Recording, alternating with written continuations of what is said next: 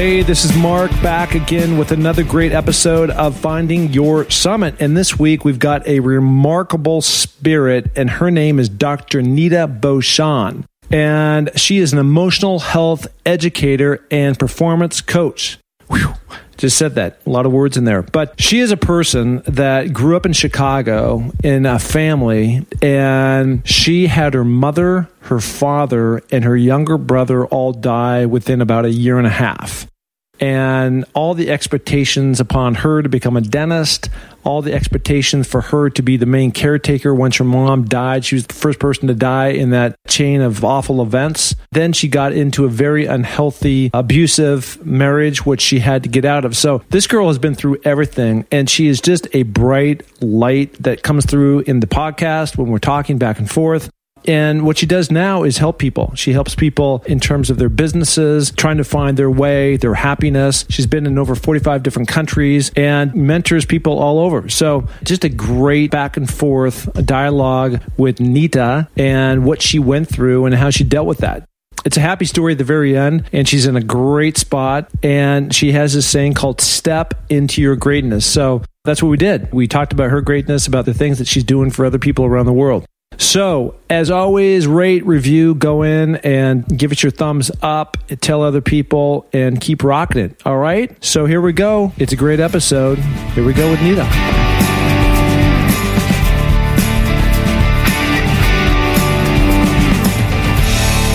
Hey everybody, it's me, Mark Patterson, back again with another incredible episode of Finding Your Summit. And this week we are beaming from Hermosa Beach all the way over to Playa Vista, which is actually 5 miles up the street. And we're just now discovering that. So if we had our act together, I had my act together, we'd actually be doing this in person, but we're not. And this is a very interesting guest, Neeta Bhushan, and she is an emotional health educator and performance coach. And on top of that, and this is what I love, and this is where I want to get to right now, you've got this tagline that I found called Step into Your Greatness.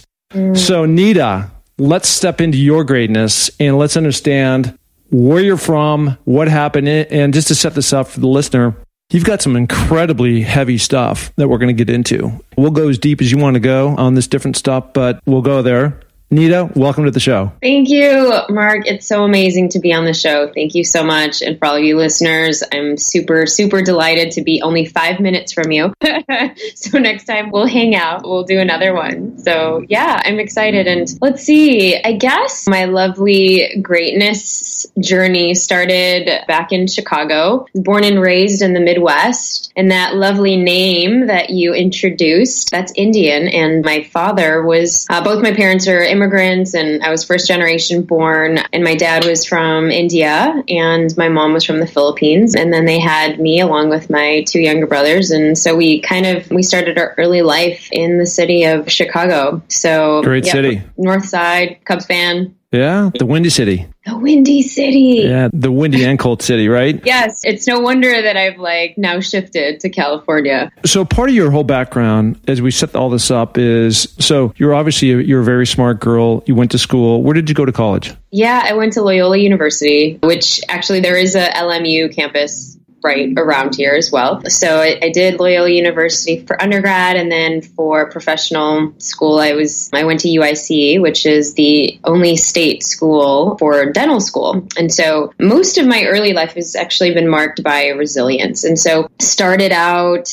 and that too, as a Filipino Indian girl, so as an Asian woman growing up with immigrant parents, you have all of these expectations and these things that are kind of expected for you, these obligations that you have that you just have no choice. And like what? Tell me. Oh, what. yeah. Well, so you're a dad, so you'll probably get this with your daughters. But so I wasn't allowed to date. So no dating, and there's no such thing as dating because boys don't really exist, right? My dad's can't even talk about boys in the house. So that's one. But two, it was bring home nothing less than an A. And for my family, because my father, his roots and his lineage comes from a very political background in India. And my grandfather was head of UNICEF and that sort of thing, and traveled a lot even back in the day in the So, and then my mother's side, they were all pageant queens. So my grandmother, great grandmother, all of my aunts and everybody. And my dad is all about legacy and education. And my mom is, everything is perfect. And so that was like a nice mix and a perfect storm for overachieved expectations of greatness. And how did that make you feel? You know, I think when I was younger, I didn't really understand the gravity of it until, and of course we'll get into it, you don't know anything else. You don't know how else not to get A's, because if you don't, then you start learning at a young age that, well, that's the only way you get validation from your parents. You bring home the trophies from all of the piano competitions that you won. You bring home all of the accolades, the medals that you get from whatever you're doing, and all of the award. You're constantly this achieving mode. And so it sets you up for either a bust or a burnout, as I've seen in my young years. But things changed because during my adolescence, for a period of 4 years, I lost more people than some would lose in their lifetime in a span of those 4 years, 3 to 4 years. And it started out with my mother. And how old were you at this time? I was 10 when my mom got diagnosed with breast cancer. And so for a Filipino Indian household, when the dad is traditional Indian and the mom, like my mother was sick in the hospital, so I had to assume all of the duties of the house. So I had to take care of my 2 younger brothers, take care of my dad, cook, clean. I mean, I was making nice meals at the time. Didn't really know what I was doing, but I needed to be that for the family. So that was just a given. And then when my mom lost the battle of cancer, so she passed when I was 16, that's when it really hit. Because then it was like, okay, we not only have to keep up with the Joneses because it's my parents and they're trying to keep up this idea for the world that we've immigrated here and we're going to have our kids go to all of these amazing schools, but we're also going to drive the fancy cars and all of these things. And it just hit my dad and of course the entire family. It was a rough time where... What I hear you saying is that you're trying to keep up with the Joneses and at the same time you're trying to grieve. It's your mother, right? And then like thrown into all this is now you probably were expected to either become or maintain that female role within the household, which was your mother's. That was her role. And now you're 16 years old, right? Yeah. So no concerts for me at 16. So for me, it was like I was working 3 jobs and a year later. And going to high school. And me being rebellious, boyfriends and all of these things. There's no way that I could actually cope to be I didn't know what normal was. And a year later, then actually my younger brother, who's only 16 months younger than me, just suddenly collapsed outside of his school and he had an asthma attack. And that was immediately a year after my mother passed away. And it was actually on my youngest brother's 12th birthday. And so, and I still get kind of choken up about it because it was just like a few weeks ago, actually. We were celebrating my now brother's 30th birthday. But so it was 2 tragedies in 1 year. Just so I heard this right, did your brother, who had a collapsed lung from asthma, did he end up passing away? Is that what I understood? Yeah, I'm sorry. He died right away. And so he actually died in the ambulance. And that it was a huge shock. He wasn't in sports or anything like that. And so it was around that time where a lot of people were just falling and having these traumatic instances where they're either football players or basketball players and they're having an asthma attack. And so, but his was one of those earlier cases. And for an immigrant parent who just lost his wife a year ago. I mean, it was a total disaster for my father. And of course, I've spoken at a lot of places where there's the grief of a parent is so vivid. And of course, then not only as an Indian male, because it's kind of almost taboo to be a widow as an Indian male, you're almost kind of like ousted in society. And then on top of that, you lose your son. And so a lot of people just didn't really know how to pay condolences or actually add support, or they didn't even know what to say. And so, of course, then you get isolated and luckily we had like tremendous amount of family support. We have a lot of people from my mom's side and my dad's side that actually we don't have a show for this week and it's supposed to go out tomorrow. And then being willing to sort of jump in, do a show just the 2 of us. But I find that it's actually more fun the more organized we are, because then we can relax into the moment and always feel like we're ahead of the game instead of sort of chasing the microphone. All the different layers, that's really interesting. interesting. So we do somewhat similar. We have some assistants who will pull lists of guests and sort of propose people, because in our industry, there are a lot of people we don't know for our 3D print podcast, for instance. On Feature Brand, it's been so easy. I just ran down this whole list of all the people I've connected to in the last year, and I'm like, this person should be on the show, this person. It was super easy to do that here. But in 3D printing, we're always looking for something new. So I have a team out there who's looking for that, and they'll propose them to us. But we find it so much better, and you're very right to do that, to be the person who actually asks and connects them. When the host asks, it works a lot faster than when an assistant does. It does, and I've tried both, and I tried even just having my assistant pull a list of names, and it was like that aha moment. This all comes back to the time management systems and processes and being so clear with your team about exactly what it is that you want, because what I got back was a list of things that she was interested in, and they were all great potential guests, but they weren't necessarily aligned with the topics, and it wasn't anything that she was doing wrong. It was me having that aha light bulb moment of, okay, I need to be crystal clear about these are the type of guests, here's who, exactly the topics that they need to be experts in, and so making sure that if you are sharing the work with other people, that you're so clear about what you want. I would say for me personally, as a business owner, that becoming a better person at delegating has been life-changing. Like, I think I'm being clear, and apparently I'm not being what I think is common sense or obvious is not obvious and common sense to someone else. So learning how to clearly articulate your vision as the leader of your company has been a just really impactful part of my journey this year. It's been a huge learning curve. And it's not my first time to have a team. I ran a big sales team when I had my publishing company, but that was totally different. And even there, I was like, yeah, here's everything you need to be successful, go do it. And people need way more handholding than you think they do. They do. And especially when you have, sort of a very tight brand promise. And I think that's, where you live, and it's certainly where I live. And we really want to deliver this very specific style of brand promise to people. Yeah, I love that you said that. And I love that it shows that I have a tight brand promise. It makes me feel good we're doing the right thing. Because sometimes you don't know, right, until you get that reflection back from other people. But I would say for anyone that's listening to this podcast today and is thinking about starting or has already started, if you haven't put thought into, is your podcast aligned with your brand promise? It's an important question to ask, because it will make it easy to say yes or no to guests, right? Sometimes when you're starting and you have someone, an expert, an amazing expert like Tracy or Tracy and Tom saying, okay, best case scenario, you're doing 3 shows a week or 2 shows a week, and you're like, holy wow, where am I going to find all these people? And you start to take anybody that comes along, and it can get scattered and feel inconsistent. So I think from a time management, a success, like every area of your business, the more consistent you can be, the more successful you're going to be. And people love the consistency from the listenership perspective, right? It's like, why am I so obsessed with Pat Flynn and Smart Passive Income? Is one of my favorite podcasts, and I listen to lots of different ones. I always go back to that one because of the consistency, the high quality of the content and the guests and the messaging. Like, I know exactly what to expect, and I know I'm going to walk away with some nugget from every single one of those shows. And I think it's so important to be clear about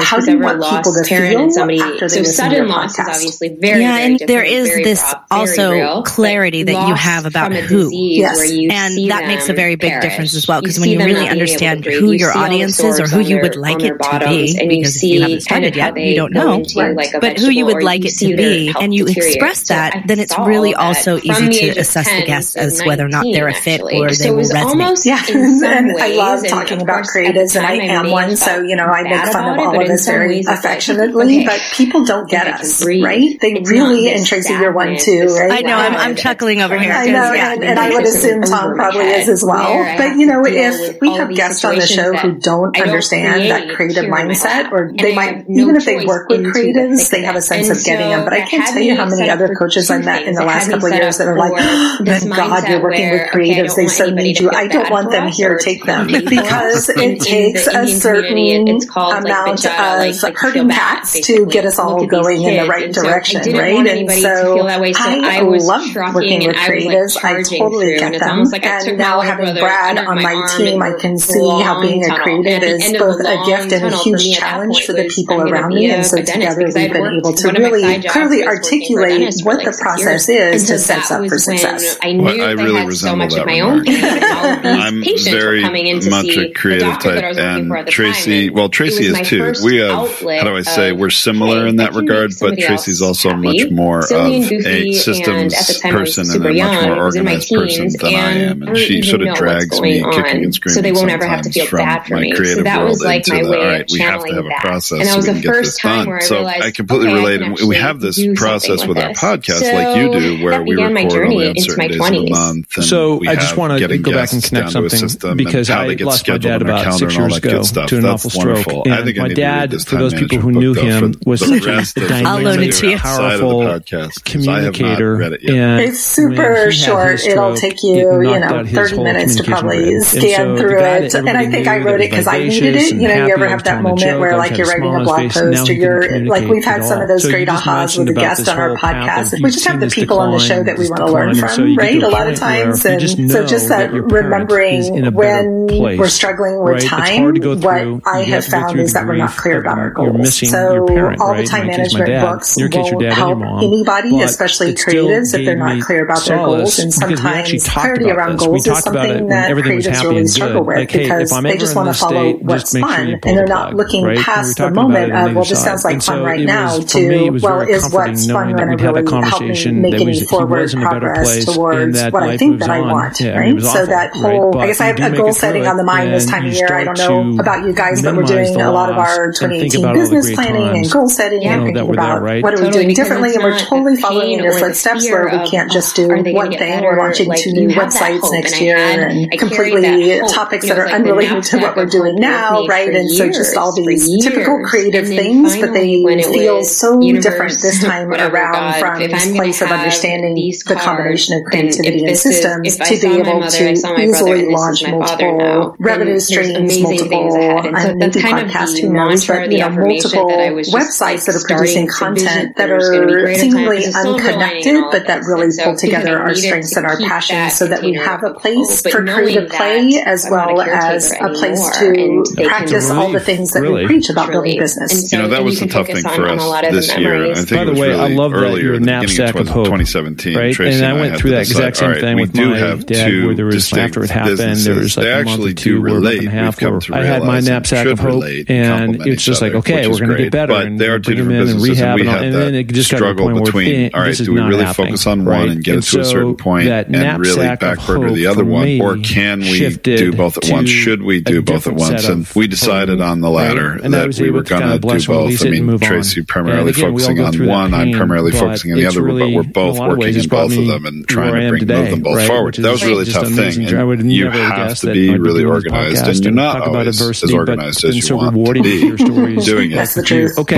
so now it helped for us, though, that we have a tremendous team. So our podcast production team, it's a system and it's team, and it's replicatable and it's scalable, and we had already gotten it to that point by mid-year. So for us, that just made everything easier in the process. But you can't do that without the planning process. Yeah, now is the time to plan. I don't care if it's June, July, September, January 1st. Every day is a great day to plan. I think so often we concentrate our planning at the beginning of the year, and then we forget to review the plans along the way. It's like the big binder your financial planner gives you, and it sits on the shelf and collects dust. Your entire financial plan for your life, and you rarely review it unless maybe they meet with you once a year and they review it with you. But a business plan, I think, is a living document that needs to be very visual and somehow out in front of you. And this is true for your marketing plan or your podcast editorial calendar as well, that these things have to be somewhere that you can see them, and that you're constantly coming back to them and asking yourself, am I on the right path? Do I need to go a different direction? Is this working? And Tom, I loved what you said, because we similarly have talked long and hard about, are we going to stick with this one thing? What does it look like if we start to add these pieces? And like you guys, we have some great team members that can easily help us to implement these things. We don't feel like we're doing it all by ourselves, but I would say to other creatives, if you don't have team, be really careful about what you take on, because it's so easy for creatives to say yes to fun projects and then instantly find ourselves overwhelmed by the amount of details, by the technology,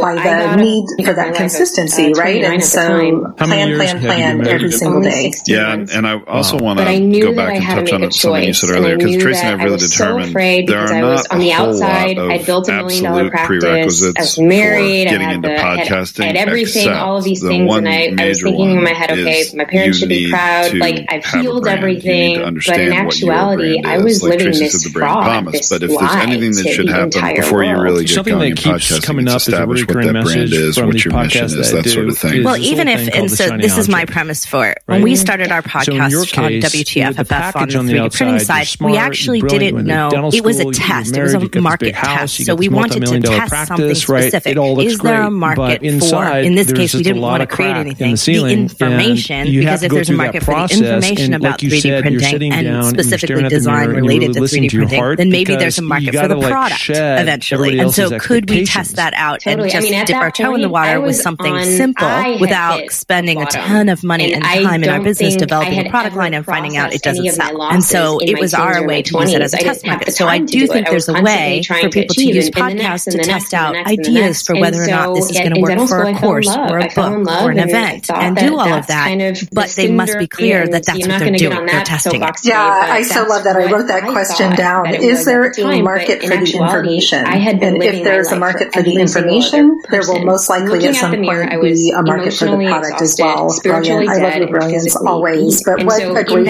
question. It's like, it's so funny. I had this conversation with a woman last night. There's an amazing nonprofit here in Santa Barbara called Women's Economic Ventures that has self-employment training and business planning training for women and provides microloans to help them grow their businesses. And I was meeting with the founder last night, and she still sees people struggling so much that they come into the classroom excited about their idea and have failed to see are there people that will actually want this, right? So we cannot create in a vacuum, right?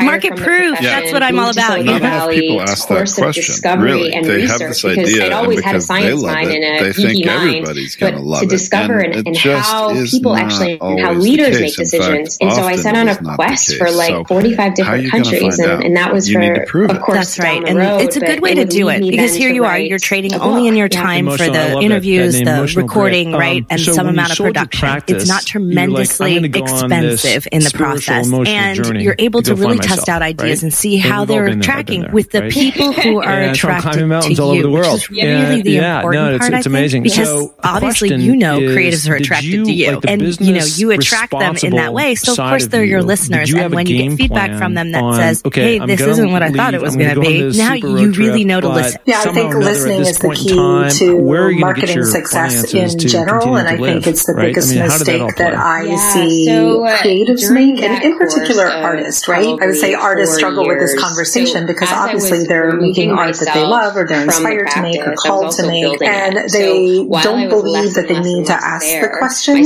around whether or not this is helping or serving someone else. But I would posit that any painting will solve a specific problem for someone in its story and the conversation, and all that translates into podcasting so beautifully, where we have the amazing opportunity to tell the stories and to ask the questions and to get information on a completely different platform and on a platform. And I know, Tracy, I remember you sharing the statistics at the FreeCon about how few podcasts there are. It seems like there's a lot of them, but relative to other marketing platforms right now, it's still pretty easy to get your voice heard in podcasting. It really is. One of those things where they wanted to know what the secret sauce to make millions of dollars is, while having Tracy and I both went to art school, nice paintings. And so for me, that was kind of, that was easy learn and understand. So it was a consulting thing? I started doing consulting. I came to really understand that fine art often is more just the artist expressing their own vision, and they don't always care about or need to be mindful of how others are going to receive it. I think very often artists really don't care. You like it or you don't, take it or leave it. This is my vision, this is my creation. When it comes to design, which is sort of a different path that creatives take instead of fine art, design, and I'm going to say I think podcasts are similar in this regard. You are doing it for yourself, but you're also doing it for a customer, an audience, a market that's out there. And so you need to balance, your own creative expression and needs, and also the needs of a consumer of what you're creating. So I think of it a little bit differently. And that was Tom's like, oh yeah, expected, right? And design creatives, my viewpoint on it is that our job is to be the advocate for the voice, the impact, the audience, whoever that is. Our job is to translate that into the product, drawing, graphic, whatever that might be, so that it has the impact, it has the the message that it needs to carry. It has the features. So if you're in product design like we are. So that our job is to translate and understand what they need and what they want and be able to embody that. And so we're a carrier. Yeah, this is such a juicy discussion. We could debate the fine art versus design versus creativity conversation a lot, but I do think that fine art actually solves a problem for people. It makes them feel something. It makes them feel inspired and move for something. Great art and poetry. I have a PhD in poetry. It's the same way, right? Like it still evokes something in other people. Did you guys see the news about the Leonardo da Vinci that just sold for almost $500 million this week, right? There's something we saw that about fine art, right? That I think that we do create for ourselves. So as an artist and a painter myself, I totally create what I love. But if I want to make a living, it have to be conscious of not changing what I create, but I think articulating the why and the how, right? So that people can be engaged in the process and the story. I think a lot of us buy art for the story as much as for the product. Like every piece of art in my house that I own or that I purchased or that I've been gifted has a story to tell. Yeah, it evokes something in you. Exactly. I do think that, but I do think a lot of artists do not think about that.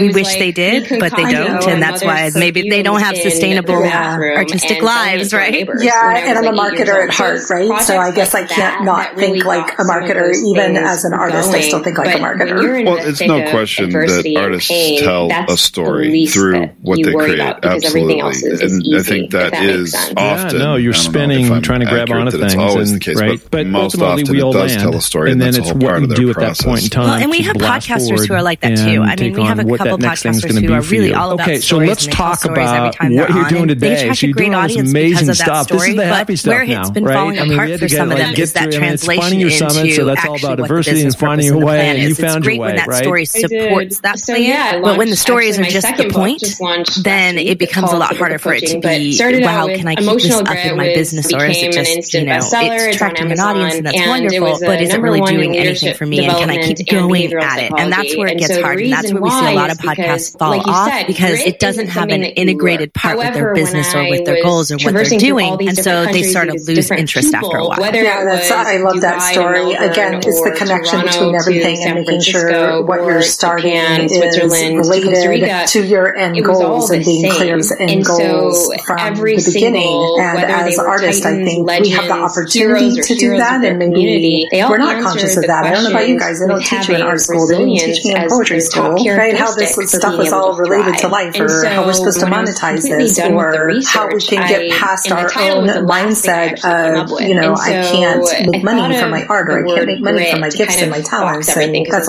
probably a whole other podcast to go down. Definitely. Money mindset kind of things. For me, I'm a huge fan of Simon Sinek's concept of the big why, and I think it comes back to really being crystal clear about the impact that we want to have and why we're doing what we're doing, and that big why gets answered through every marketing strategy that we implement, whether it's write a book or a blog or record a podcast, that everything is helping us to accomplish the ultimate end goal of the change that we want to see in the world. And it sounds philosophical, but I think business is philosophical, especially for those of us that are solopreneurs or smaller companies. Yes, definitely. Oh, absolutely. Love that. I want to ask one more question before we go, Minette. You started your show before you started your event. How did the lead generation happen? Did you use your podcast to help lead generate people to come to your events? And it was the other way around. So we actually started our live events before we started. I think we had done at least one, maybe two live events. And while our hope was that the podcast would lead directly to more registrations, we didn't see the lead generation happen that way. What we did see was just increased awareness and visibility, and maybe feedback like, oh, I can't come this time, but keep me posted about next time. So for us, I think the biggest benefit of the podcast has been visibility and increased sense of who we are in the creative entrepreneur space. Interesting. So it's kind of reverse. Yes. I like that. So do you use it to support post-event as well? Absolutely, because it's so fun to share the success stories from our events and say, oh my gosh, we're so excited, right? Here's what happened, and here's what you missed, in a really loving, nice way, of course. I'm I'm so glad you said that, because it's like what's in my head right now is my need to schedule out events for 2018, which we have done by now. And it's so important. This goes back to the marketing planning and strategy piece, is that you should have your calendar scheduled a year in advance, right? Because then you get to align your content with what's happening in your business. And it's so important to have those plans as far out and as advanced. I did that as a creative so long, and it's been life-changing and business-changing. And Brad has been brilliant at taking all the organizational tools that he learned as a software engineer for 25 years and bringing them into our business in a super practical, we need a plan, we need to have better implementation on the back end, but we need to know what's coming, because the bigger you get, you can't be agile anymore. You can't switch gears as fast. When it was just me at my VA, it was easy to switch really quickly, and we can't do that anymore. With a bigger business, bigger brand, more population, it's so important to know what's coming so that you're not making everybody crazy. Yeah, so glad you said that, and I'm so glad you let us know about that, because I think some people come into it thinking, oh, it's going to be so easy to lead gen, and it's not, but word of mouth is helpful. It's just not as tangible as most people think it's going to be. Yeah, exactly. So I would say to anybody that's thinking about starting a podcast, don't think you're going to start getting clients tomorrow to start a podcast. No, it takes time. It does. It does take time, but I think that it is a very valuable sort of foundational level of marketing for your business if you do it right. And I think it's certainly for a lot of the people that work with us, we've seen, case study after case study about how really critical it has been to supporting marketing and even closing customers, clients in their business.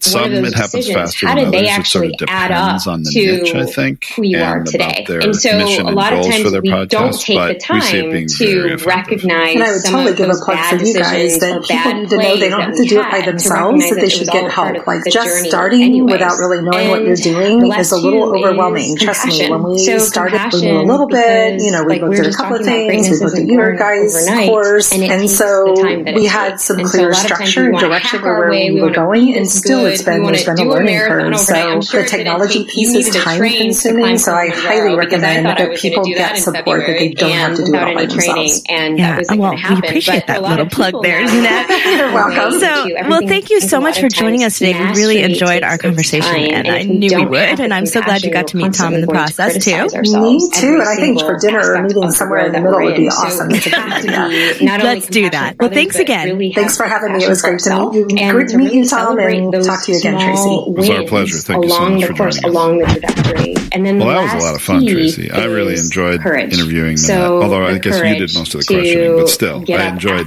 being there and participating. It seems that she does agree with a lot of sort of how we see podcasting and planning and the importance of brand and brand promise and all those things. And of course, time management. I love all those things that you just talked about. And courage. For me, there's two words that really jumped off the screen. One is courage. Like I said earlier, I think I'm very organized, and I'm sort of feeling the anxiety of, oh my gosh, Minette's already starting on her 2018 plan, and I haven't even gotten to that yet. Well, I don't think that's true. We have a lot of things planned. For a lot of people, it just takes a lot of courage. It's just not formalized yet. Well, some of it is, some of it isn't, but it can always be improved. And I think the reality of a plan is that you often do need to pivot. It's not that having a plan out in front of you means you're not going to deviate from it. It just means you have this sort of guidepost. And then the other part of that was like, okay, now what do I do? And make sure, all right, I'm either on plan or I'm off plan. Now, if I'm off plan, is that a bad thing, or have circumstances changed and the plan needs to deviate? Well, and that's why I like the way she referred it to. It's not something you just stick on your shelf, but that it's a living document, and that you're always referring to it, and you're always modifying it, and you're always adding to it and building off of it and screening against it. And that's the part where I think we fail so often as entrepreneurs, that we don't